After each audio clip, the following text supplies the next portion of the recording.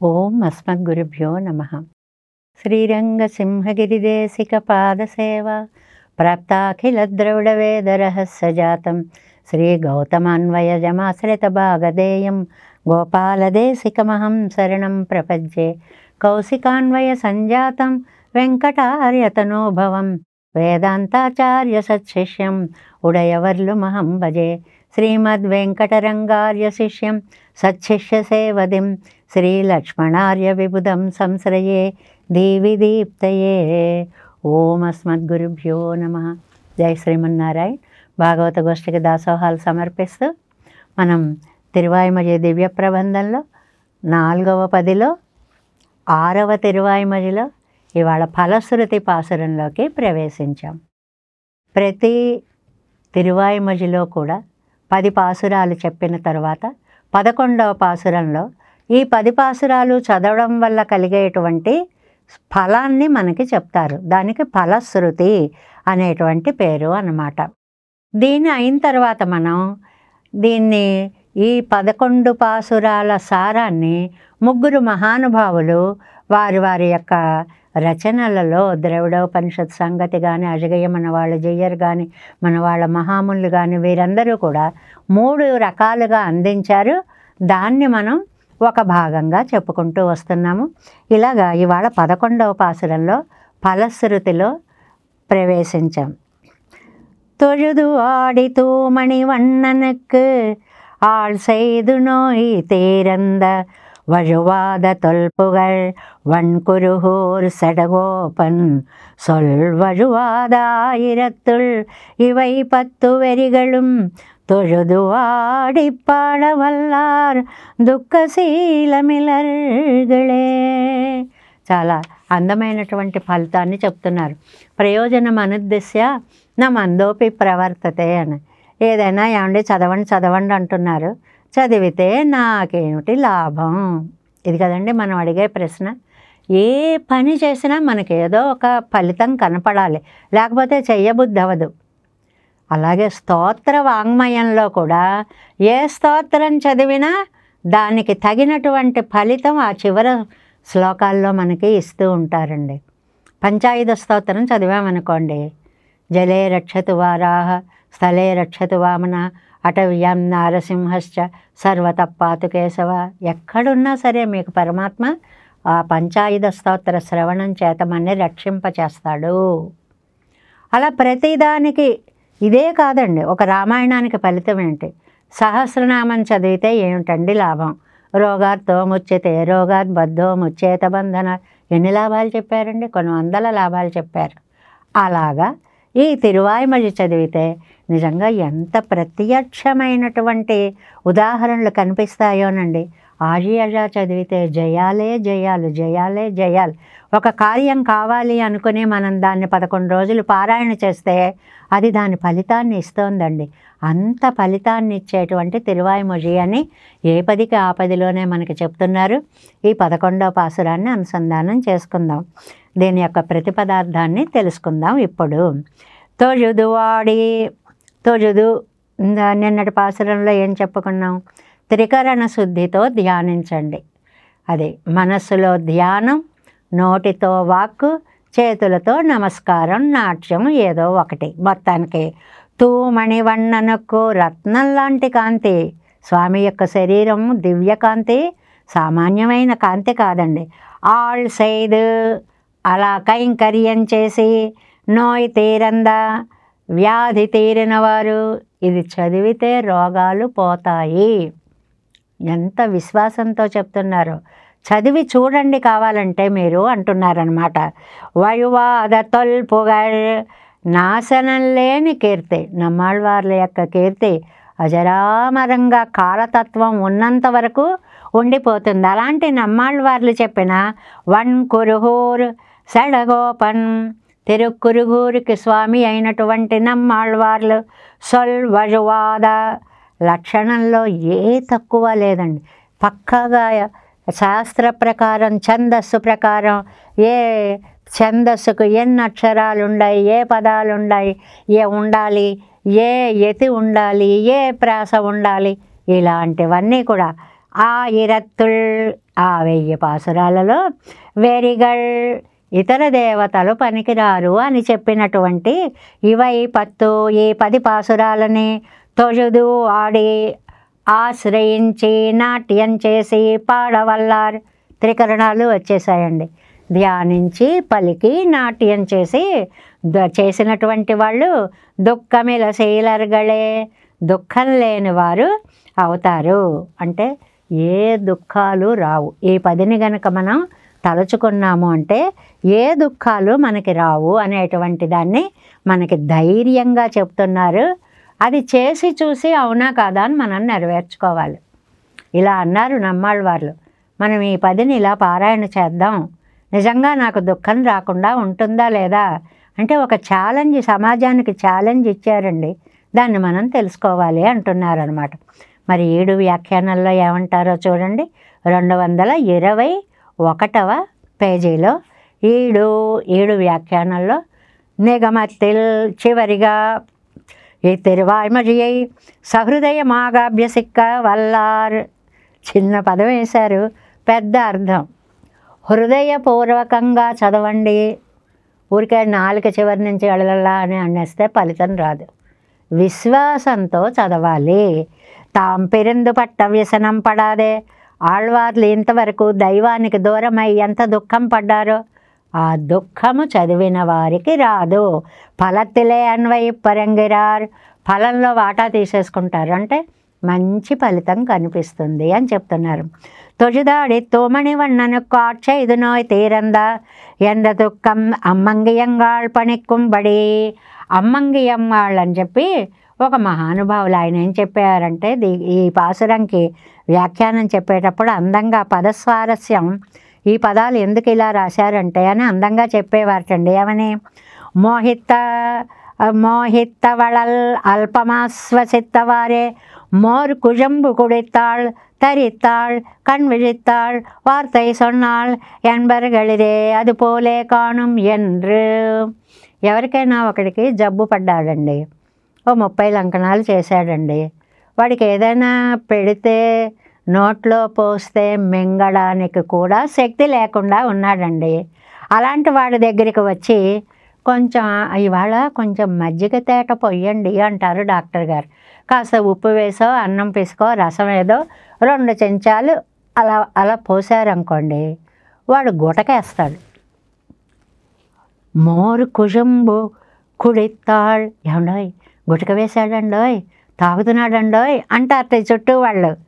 తరిత్తాళ్ళు ఆహా కాస్త కళ్ళు విప్పి చూస్తున్నాడండోయ్, కన్ను విజెత్తాళ్ వార్తయి సొన్నాళ్ళు చాలు అంటున్నాడండోయ్, మాట వస్తుందండోయ్. ఎన్బర్గళరే అది పోలే కాణం. అలా ఉంది ఆళ్వారి స్థితి. మీరు వన్తూరాపతి మన్నన ఈ పేరు చెప్పారనుకోండి, కొంచెం ముఖం వికసించింది, కళ్ళు విప్పింది, అందరికేసి చూసింది, ఏం చేస్తున్నాను అంది, అంటే క్రమక్రమంగా తేరుకుంటోంది అని. వ్యాఖ్యానం మనకు అర్థం అవడం కోసమని ఎలాంటి ఉదాహరణ ఇచ్చారో చూడండి. అది పోలే కాను మొన్ను పిరందన அவசாத அதிசயத்தாலே பிறந்த உணரெத்தியே కువాలాగ చొల్లుகிறது మేలు. ఇక్కడ దుఃఖాతిశయం అన్నమాట. అంటే ఎంత బాధపడిపోయారో ఆళ్వార్లు పెరుమాళ్ళకి దూరం అయిపోయి. అందువల్ల భగవద్విరహంతో తర్వాత దుఃఖించారండి. అసలు తిరువాయ్మొഴി అంతా దైవా నీకు నేను దూరంగా ఉండలేను అని దుఃఖమే దుఃఖమే దుఃఖం నమ్మాళ్ళవార్లకి.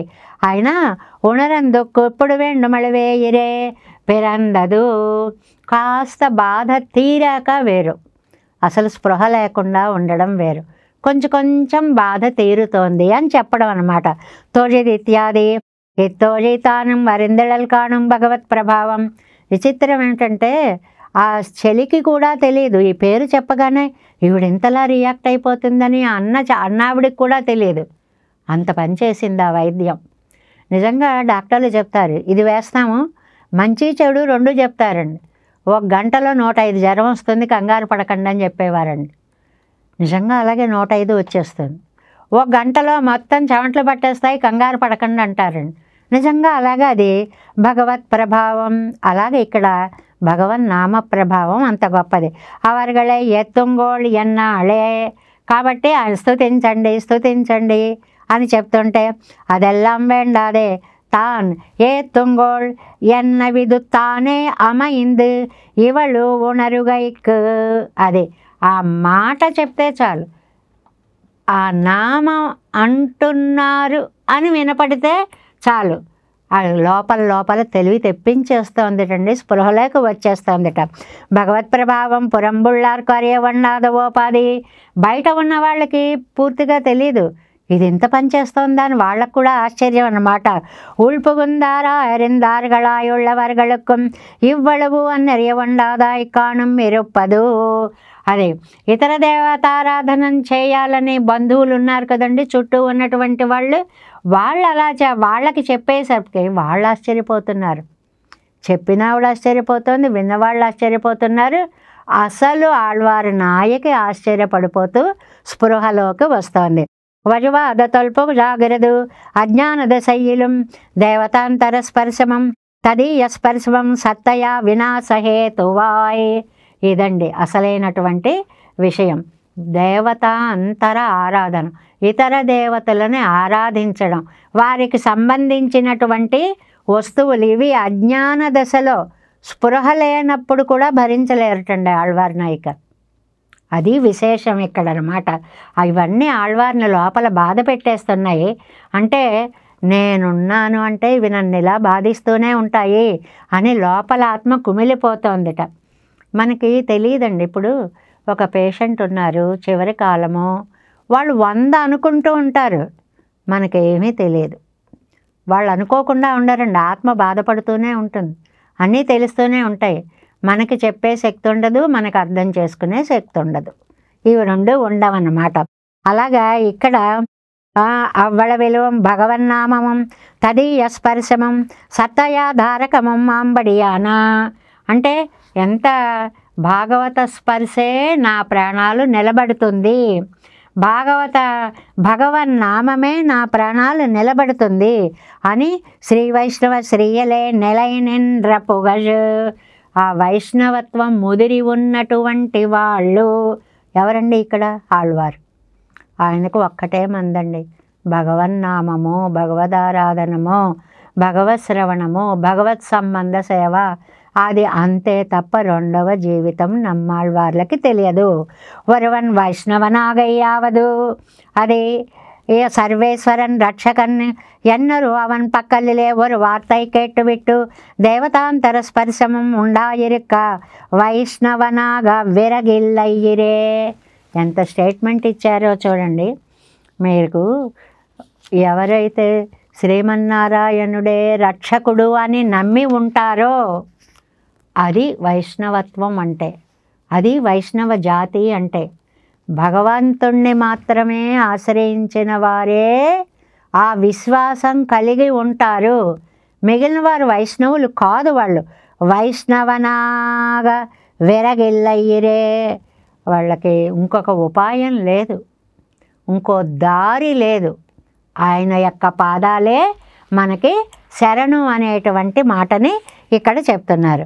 నెక్స్ట్ పేజీ 222వ పేజీ అండి. పూర్వార్ధత్తై అనుసంధిత్తాల్. ఏమండి, ద్వైమంత్రం చరమంత్రం, చరమం అని చెప్పి 2 ఉన్నాయి కదండి.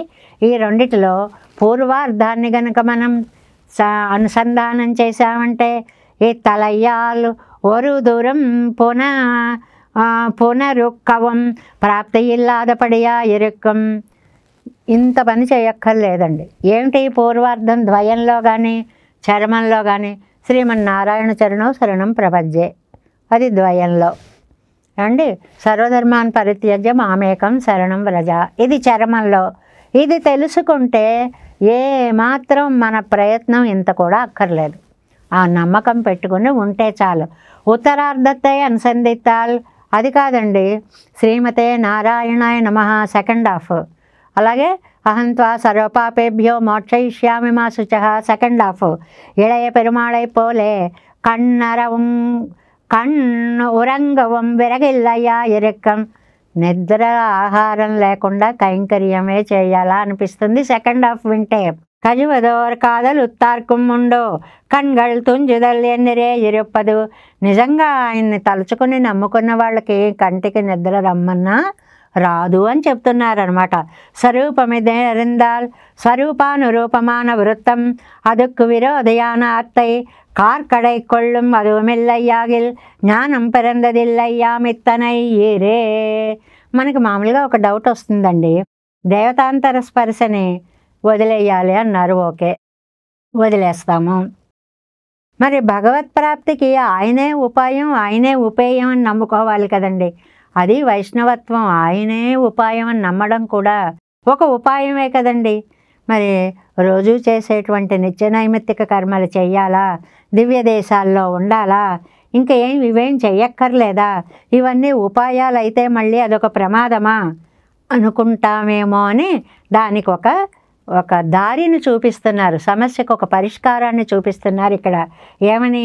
ద్వైమంత్రంలో పూర్వభాగం శ్రీమన్నారాయణ చరణో శరణం ప్రపద్యే అంటే మనం చిన్న ప్రయత్నం కూడా చెయ్యక్కర్లేదు, అవకాశం లేదు, అసలు అక్కర లేదు. అసలు ఉత్తరఖండం శ్రీమతే నారాయణాయ నమః అని అంటే రాత్రి పగలు నిద్ర లేకుండా పనిచేయాలా. దీనికి చరణవు ఆ పాదాలనే ఉపాయంగా మనము తీసుకోవాలి, ఇంకేమీ ఉపాయము కాదు. అంటే ఏమోనండి మాకు కొంచెం అనుమానంగా ఉందండి, ఏం చెయ్యక్కర్లేదంటున్నారు, ఏం చేయకుండా ఉండకూడదంటున్నారా అన్నట్లుగా అర్థమవుతోందండి. అంటే ఆత్మస్వరూప జ్ఞానము అని ఒకటి ఉందండి. స్వరూప అనురూపమాన వృత్తమం அதுக்கு விரோதியான அத்தை கார்கடை கொள்ளும் அதுவும் இல்லையாகில் జ్ఞానం పెరందదిల్లై యాం ఇత్తనయిరే. ఆత్మస్వరూప జ్ఞానం కలిగాక మన స్వరూపానికి ఇగో ఇలా చెయ్యాలి, ఇలా విరుద్ధమైన పనులు మానాలి, అలా తెలిస్తేనే మనకి జ్ఞానం కలిగినట్లు, లేకపోతే జ్ఞానం కలగనట్లే. అదే ఇక్కడ ఏం చెప్తున్నారు, ఇది ఇల్లయ్యాగల్ ఆళ్వార్గల్ పోన వజిల్ అన్వయిత్తిల్నాం ఇత్తనై ఇరే. ఈ రెండు మానకపోతే మనం ఆళ్వార్ల మార్గంలో వెళ్ళిన వాళ్ళం కాదు. అంటే తేలికగా చెప్పుకోవాలంటే ఆయన్నే నమ్ముకోండి, ఆ విశ్వాసమే మీకు ఫలితాన్ని ఇస్తుంది. మీరు చేయవలసినదేమీ లేదు, ఆయనని నమ్ముకొని ఉండడము. అంటే ఆయన్ని నమ్ముకుని ఉండాలన్నప్పుడు మిగిలిన దేన్ని నమ్మకూడదు అని ఆటోమేటిక్గా అర్థం వస్తుందన్నమాట. కాబట్టి ఇంకేమీ చెయ్యక్కర్లేదు. భగవంతుణ్ణే నిత్యం సేవించడం వల్ల ఏమవుతుందండి, తిరువడి తన్నామం మరందుం పొరందుజామాందరై ఎన్నం తిరువిల్లా తేవరై తేరేన్మిందేవు ఎన్నం எண்ணாதமானிடத்தை எண்ணாத போதெல்லாமனே வாரும் எண்ணம் பேராளன் பேரோதம் பெரியோரை ஒரு காலம் పెరిగిలేన్ అన్నం దిరే ఇవర్గల్ పడి. అబ్బబ్బా ఎన్ని విశేషాలు చెప్పేశారో చూడండి. మన పొరపాటును కూడా అన్యదేవతలని స్మరించము, పొరపాటును కూడా ఇవన్నీ మరిచిపోము. రెండూ చేయాలి, ఇది మరిచిపోకూడదు, అది గుర్తుకు తెచ్చుకోకూడదు. ఏకకాలంలో ఈ పనులు జరగాలన్నమాట. పేరాళన్ పేరోదన్ పెరియోరే ఒక కాలం పెరిగిలేన్. ఇది పెరే తిరుమలలో ఉన్నటువంటి పాసురం అండి. ఆ స్వామి యొక్క భక్తుల యొక్క పాదాల సేవని ఒక్కసారి కూడా మనం మర్చిపోకూడదు. ఎన్నిమిరే ఇవర్ గల్పడి అనాది కాలం ఇవన్ సూజెత్తుకొండ పాపంగల్ పోగయ్యం. ఇలా గనక చేస్తే అనాది కాలంగా వచ్చేటువంటి పాపాలన్నీ కూడా వాటంతటా అవే పోతాయి. నిత్య కైంకర్యం పెరుగయ్యం ఆగిర ఇప్పెత్తుక్కు ఇవ్వడవాగిలం సయ్యాదిరొక్క విరగొండో. ఏమండి ఈ మాత్రమైనా చేయలేరండి? ఏదో తేలికగా చెప్తున్నారు కానీ చేయడం చాలా కష్టం. విశ్వాసం కలగడం చాలా కష్టం అండి. మనకు అందరూ చెప్తున్నారు, పెద్ద పెద్దలు ఆనాటి నుంచి ఈనాటి వరకు. కానీ మనకు బలహీనత ఉంది. ఎందుకు ఇన్ని దేవతలను పూజిస్తారు అని అంటే సమాధానం చెప్తారు, ఏమో ఆయన మర్చిపోయినా ఈయన రక్షిస్తాడేమో, ఈయన మర్చిపోయినా ఆయన రక్షిస్తాడేమో, వాళ్ళు కాకపోతే వీళ్ళు రక్షిస్తారేమో. ఇది మన బలహీనత. వాళ్ళదేమిటి, ఇంతమందిని అనుకుంటున్నారు కాబట్టి ఎవరో ఒకళ్ళు రక్షించుకుంటారు, మనమెందుకని ఎవరికి వారే వెనక్కి వెళ్ళిపోతారు. ఈ రెండు ప్రమాదాలు కూడా మనకి వస్తూ ఉంటాయి అన్నమాట. వజువాద ఇత్యాది. వజువాద ఎంత చక్కగా చెప్పారు. ఈ ఆత్మాவுக்கு ஞாத்தவியமான அர்த்தங்களில் ஒன்றும் தப்பாதபடி சொன்ன வெறி விஷயமான இப்பத்தும் వెరి విలక్కు ఎన్నొరు తురయ్యుండు తమిజరదు. దీనికి ఒక అందమైనటువంటి మాట చెప్పారండి. ఏం చెప్పారు అంటే, వెరి విలక్కు అనేది ఈ ద్రవిడ సంప్రదాయంలో ప్రణయ ఘట్టాల్లో చెప్పేటువంటి ఒక విశేషం అండి. అది ఏంటంటే, నాయికకి బెంగ వచ్చింది, బెంగతోటి జ్వరం వచ్చింది. విరహ జ్వరత్తాలే నోపుడుగరేవళకు ఆడరు పదుగళ్ళు కుప్పదు బలి ఇడువదాయి పరిహరిక్కుప్పుక్క. ఏం చేస్తారు? మేకని బలి వేస్తాం, కళ్ళు పోస్తాం, బలి ఇస్తాం. ఇవన్నీ మొక్కులు మొక్కులు మొక్కులు వచ్చేస్తాయి. తోజియానవల్ ఈ విషయం తెలుసుకుంది చెలికెత్త. వచ్చి అయ్యయ్యో ఆగండి ఆగండి ఆగండి, ఇవేవి కాదు, సారాంశం కదండి, ఇది 11 కదా, అందువల్ల సారాంశం చెప్పేస్తున్నారనమాట. ఏమని? ఇదొరు విషయత్తిల్ భావబంధమడియాగా పనన్ నోయా ఎత్. ఈవిడ ఒక అబ్బాయిని ప్రేమించింది, ఆయన పేరు శ్రీమన్నారాయణుడు. ఆయన్ని గనక మీరు తీసుకురాగలిగారంటే ఈవిడ లేచి కూర్చుంటుంది. దీన్ని వెరిగళ్ళు అంటారటండి, వెరి విలక్కు అంటారటండి. ప్రణయ ఘట్టాలలో ఒక ఘట్టం అంటే ఒక మార్గాన్ని చక్కగా చూపించడం అట. వందనోయా ఎత్తు మత్తలన్రాలండ్రు. ఆయన వల్ల వచ్చిన రోగం ఇది, మామూలు జనరల్గా వచ్చే రోగము కాదు ఇది. ఎన్నవర్గళ్ళు సైగరాత్తై విలక్కుగై అలా చెప్పేటువంటిది. అంటే ఇక్కడ స్నేహితురాలి యొక్క పాత్ర ఎంత అద్భుతమైన పాత్రో చూడండి. కూడని పనులు మానండమ్మా, చేయాల్సినవి చెయ్యండమ్మా అని చెలి వచ్చి చెప్తోంది అన్నమాట ఇక్కడ. என்று அவர்கள் సైగరాత్తై విలక్కుగై తొజుదాడి పాడవల్లార్. నమస్కరించి ఆడి పాడి ఇలా చేసిన వారు మనం కూడా చదువుకునేటువంటి వాళ్ళం అంత త్రికరణ శుద్ధిగా చదివితే దుఃఖశీలమెలర్గళే, మనకి దుఃఖాలు రావు, ఆనందమే వస్తుంది. ఎలాగా? పెణ్ పిళ్ళయ్యనుడయ్య మోహం తీరందాల్. ఆహాహా బంధుక్కళుక్కుళ్ళ ప్రియం. అమ్మయ్య, ఆళ్వారు నాయకుకి స్పృహ వచ్చిందండి, తేరుకుంటోందండి. చుట్టూ ఉన్న వాళ్ళు ఏం చేస్తారు?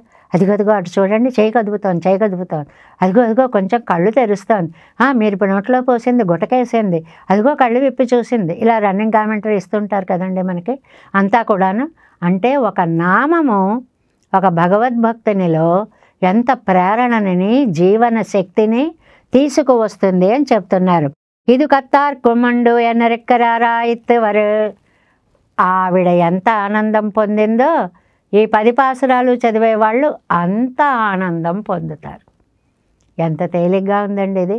మనం ఏం కష్టపడక్కర్లేదు. ఆ పుస్తకాన్ని తీసుకొని చక్కగా ఆ 10 పాసురాలు చదువుకోవడము అన్నమాట. మోహిత విడత్ దేవతాంతర స్పర్శముండాగయ్యం. దేవతాంతర స్పర్శ, ఇతర దేవతలని కూడా పూజించడం అది ఉండకుండా. ఇది కత్తార్కముండెనెక్కరాయితెవరు దుఃఖశీలమెరర్గళే మోహిత విడత్తు దేవతాంతర స్పర్శముండాగయ్యం. భాగవతర్ స్పర్శమిండ్రిక్కే, ఉండవలసినది లేకపోయినా సరే ఒజిగయ్యం మా ఎత్తు దుఃఖమాగిరదు. చాలా తేలికగా రిజల్ట్ ఇచ్చారండి. ఈ ఇతరులని ధ్యానించకుండా ఈయన్నే ధ్యానిస్తే దుఃఖం పోయి ఆనందం కలుగుతుంది. అయిపోయింది, రిజల్ట్ ఇచ్చేశారు, పాస్డ్ అని, అంతే, ఉత్తీర్ణులు అవుతాము అని. అది ఇల్లామయ్యే స్వభావమాగవుడయ్యారావర్. అది ఎవరైతే అలా ఆనందపడతారో చదివే వాళ్ళకి కూడా అంత ఆనందము. శీలమెండ్రు స్వభావము, ఇదే స్వభావము. అంటే మనకి ఈ తీర్పారైలోనండి చాలా పాత్రలు వచ్చాయండి. ఎన్ని వచ్చాయండి? ఆళ్వార్ నాయకు వచ్చింది, తల్లి భావంతో వచ్చింది, చెలి భావంతో వచ్చింది, బంధువులు వచ్చారు, మంత్రగత్తె వచ్చింది, క్షుద్రదేవత ఉపాసకుడు వచ్చాడు. వీళ్ళందరూ గుంపులుగా కూడారు అన్నమాట. ఏమిటండి ఈ కల్పన అంటే, ఆళ్వార్ల యొక్క మానసికమైనటువంటి పరిస్థితి ఎలా ఉంది. భగవంతుణ్ణి పొందాలి, త్వర ఎక్కువైపోతే ఆళ్వారే నాయిక అయిపోయారు. నెంబర్ 1 దానికి ఏమని పేరండి? ప్రాప్య త్వర, పొందాలనే తొందర. మూర్ఛపోయింది, ఇంకా నేను తేలగలను అనేటువంటి ధైర్యం పోయింది. అనన్య ఉపాయత్వ నిష్ఠ. వాళ్ళ అమ్మగారు వచ్చి కాదు కాదు, ఆయన తప్ప మనం దేన్ని నమ్మకూడదు, మాతృభావన అది. అంటే అనన్య ఉపాయత్వ నిష్ఠే మాతృభావన. అంతేకాదండి, ఈ అమ్మాయి నడువీధిలో పడిపోతూ ఉంటే తల్లి వారించింది, అది రెండవదైతే నన్ను నేను రక్షించుకోగలను అనేటువంటిది కూడా పోయి ఆళ్వార్ నాయిక మోహపడిపోయి ఉంటే, వీళ్ళంతా ఏం చేయాలో ఆందోళనలో ఉంటే వచ్చినటువంటి చెలి ఉంది చూడండి, అది సఖీభావం, తోజిమారు అవస్థ. అంటే ఒక మనస్సుకి రకరకాల, ఇప్పుడు మనం ఉన్నామండి, ఒక చోటకి వెళ్ళాల్సి వచ్చింది, ఇప్పుడు వెళ్ళిపోదామా, ఇది ఒక భావన. ఇప్పుడు వెళ్తే వాళ్ళకి ఇబ్బంది అవుతుందేమో, కాసేపు అయ్యాక వెళదామా, ఇది రెండవ భావన అండి. వద్దు, తొందరగా వెళ్తే వచ్చేయచ్చు కదా, వచ్చి పని చూసుకోవచ్చు కదా, మూడో భావన. ఇలా ఒక్క పని మీద మన మనస్సులో భావాలు రకరకాలుగా ఎలా మారుతున్నాయో, అలాగే ఆళ్వార్లు, పెరుమాళ్ళు, ఈయన భక్తుడు, ఆయన భగవంతుడు, ఇది ఆళ్వార్ దశ. నేను నిన్ను విడిచి ఉండలేను, ఇది పరాంకుశ నాయకి, మగళ్ళుగా నాయకిగా ఉన్నటువంటి తప్పమ్మ అలా ఉండకూడదు అని మనసు చెప్పినప్పుడు అది తల్లి దశ. కాదు కాదు, మీరు దేవతాంతర స్పర్శం చేయకండి, ఈవిడికి ఇలా భాగవత ఉపచారాలు ఆ ధూళిని తీసుకొచ్చి ఇవ్వండి అని తోజిమారు చెప్పిన హితవు 4వ దశ. ఇలాగా మనకి పరమాత్మకి మధ్యలో ఉండేటువంటి నవవిధ సంబంధాల కల్పనని రక్షక రూపంలో చెప్పినటువంటి ఒక ప్రాణసఖి యొక్క వాక్యాలుగా భగవన్నామానుసంధానము అనేటువంటిది ఈ 11వ పాసురం యొక్క ఫలశ్రుతిగా మనకి అందించారు. చాలా అందమైనటువంటి దశకాలండి, దేనికి అవే ఒక్కొక్క దాంట్లో ఒక్కొక్క వైభవాన్ని చెప్తుంటారు. ఇందులో మనకి అన్యదేవత నిరసనము ఒకటి, మనవాళ్ళ మహామునులు ఆదరించినటువంటి ఆ కాటుమన్నార్ కోవెల శ్రీ విద్యా రాజగోపాల సన్నిధి అనేటువంటి వైభవం ఒకటి ఈ దశకంలో మనకి చాలా చక్కగా చెప్పబడింది. తుజుదువాడి తూమణి వண்ணనకు ஆள் செய்து நோய் தீரந்த வஜுவாத தொல்பு வழ்வன் குருகூர் செடகோப்பன் சொல்வஜுவாதாயிரத்துள்ளிவை 10 வெறிகளும் தொழுது ஆடிப்பாட வல்லார் துக்கசீல மிளர்களே. நம்மாழ்வார் திவ்ய திருவடிகளே சரணம், எம்பெருமானார் திவ்ய திருவடிகளே சரணம், ஜீயர் திவ்ய திருவடிகளே சரணம். ஓம் அஸ்மத் குருभ्यो நமः. ஜெய் ஸ்ரீமன்னாராயண்.